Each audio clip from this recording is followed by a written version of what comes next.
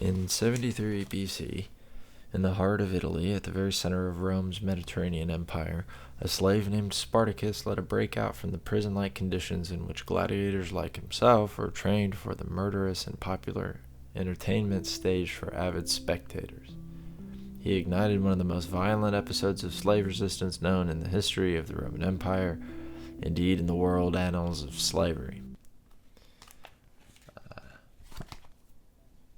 Yeah, I didn't write that. That's from the very beginning of Brent Shaw's edited collection entitled Spartacus and the Slave Wars, A Brief History with Documents.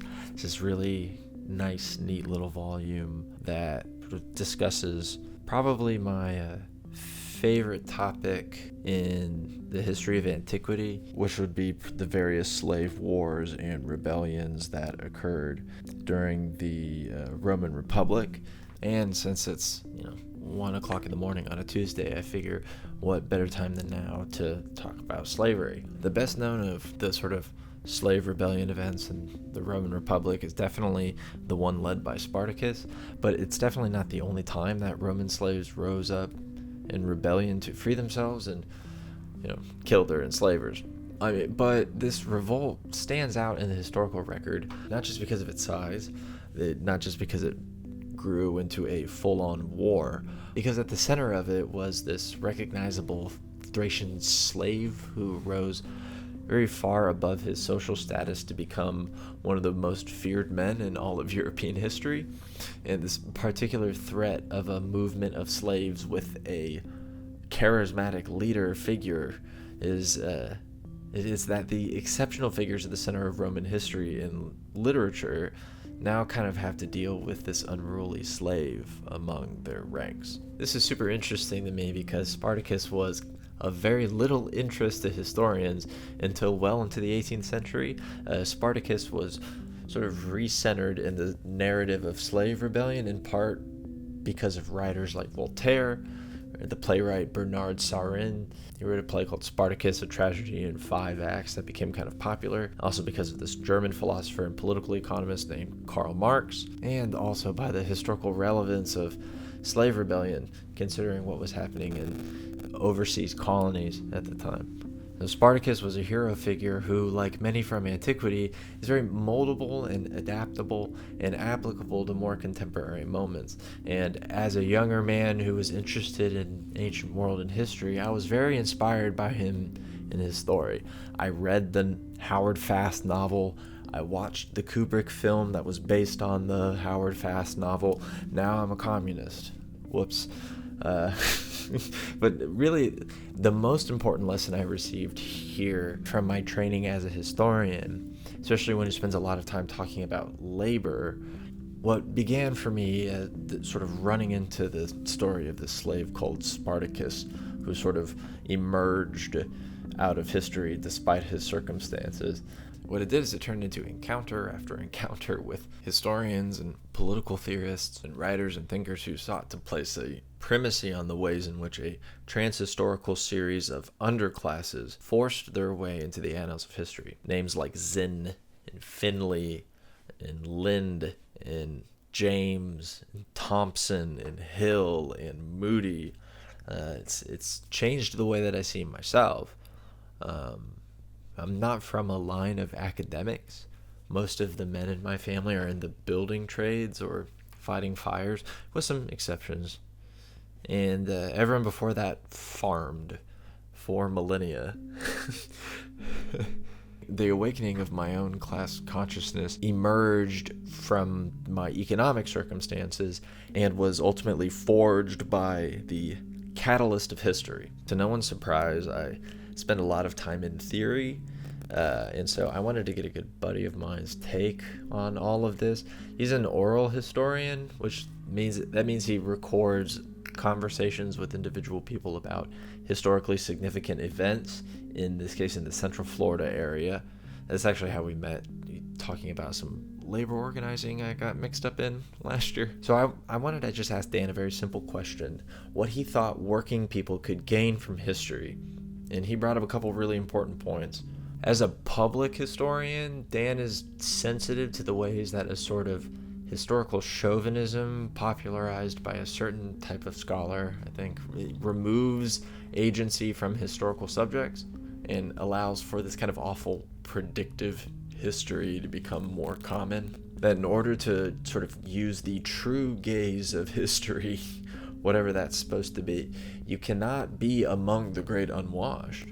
You must be the one who is, sort of fit to compare the current moment with those of the past. This idea that, there's only a certain class of person who can see this moment for what it really is. It's just like 1848, or it's just like 1776, or it's just like 1917, so on and so forth. It's a really healthy reminder about how stories like Spartacus, for example, when wielded without care, how they can end up inadvertently papering over their more significant components. Dan went on to say something in reference to one of my videos. Thank you for that little self-esteem boost, brother. I appreciate it.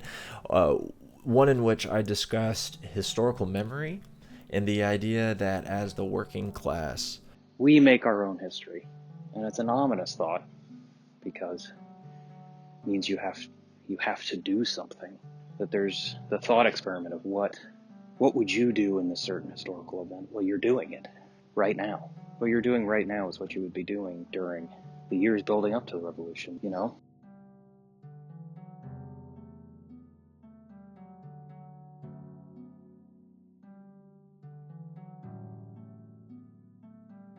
So one of the greatest films in the history of cinema is actually a book, because they could never make it into a movie.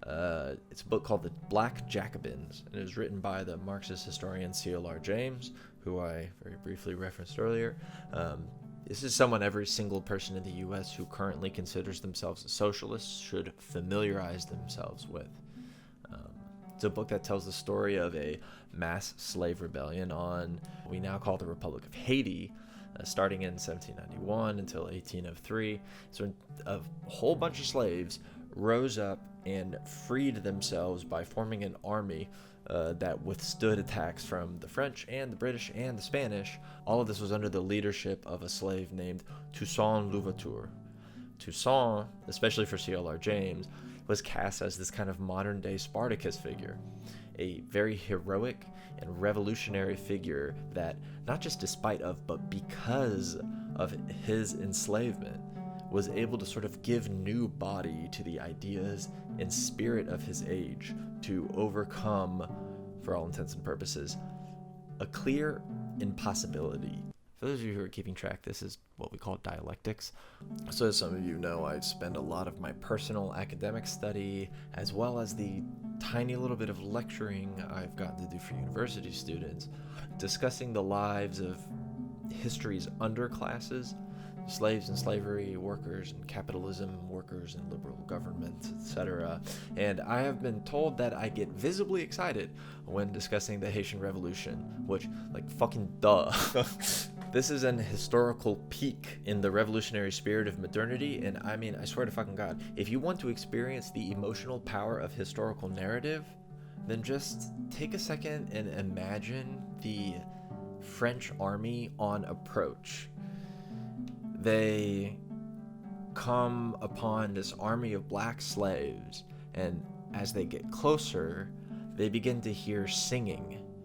And to their surprise, they hear very familiar lyrics. They hear, "To arms, citizens, form your battalions, march, march." This can't be what they expected, because this is the French national anthem. They probably expected something more foreign to them, maybe indigenous to Africa in some ways, something that honestly would maybe let them primitivize or infantilize these slaves, that can kind of ease their anxiety of not just the idea that they are maybe about to take a human life, but the life of someone descended from, or someone themselves ripped from their home, and enslaved and forced to work for nothing. Some of them defected sides. Imagine they became completely paralyzed, likely very emotional when confronted with the universalizing potential of their own beliefs when demonstrated by French slaves. French slaves, and I'm basically quoting the famous Hegelian here, We're showing them how to be French. Liberty, equality, fraternity, across and against social demarcation, and against profiteering oppression. This is the potential for revolutionary history. This is the universalizing history of the worker. The Black Jacobin is the goal with which any theory of revolutionary politics should aspire. This is what history offers working people. It's places in time where, for just a moment, the pendulum of history swings and at its apex disrupts this regular motion of everyday life, things as they currently are, to pause for this universalizing moment. One where the spectral gestures of human progress make themselves known in what was previously thought impossible. Slavery cannot be abolished. Revolutionary governments cannot gain power. Students and workers cannot unite to confront capitalist hegemony. Appears before us. The ominous problem of history, in a Hegelian sense, is how staring down at the barrel of revolutionary possibilities necessitates action. Because what you're doing right now is what you did before whatever comes next. It stands true that we've always made our own history. So I guess my question is, what are we waiting for? Fuck.